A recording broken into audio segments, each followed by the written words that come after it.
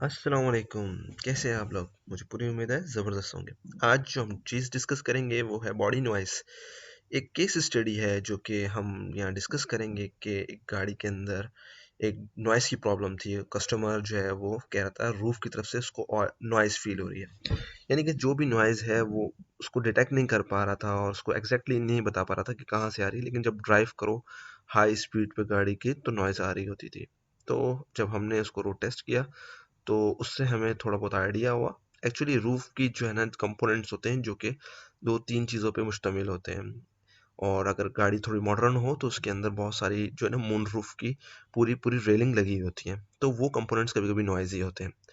In short word के हमने उसको डायग्नोस करने के लिए मून रूफ को ऑब्जर्व किया। मून रूफ के तीन चार एलिमेंट्स हैं जिस पर हम बात कर रहे हैं, यानी कि इसके बॉडी पार्ट से टचिंग रबर मटेरियल और glass area. Moon weather strip जिसको हम रबर एरिया कह रहे हैं, तो ये तीन चार चीज़ें मिलके जो है ऊपर की बॉडी बना रही है। जैसे ही जब इसको हम फिक्स करते हैं और जब कस्टमर इसको ड्राइव करता है तो उसमें उसको नॉइस फील होती है। चूंकि गाड़ी ड्राइव हो रही होती थी इस वजह से नॉइज जो है ना पूरे एरिया में ऊपर फैल रही थी और ये नहीं मालूम एग्जैक्टली हो पा रहा था कि नॉइज आ कहाँ से रही है।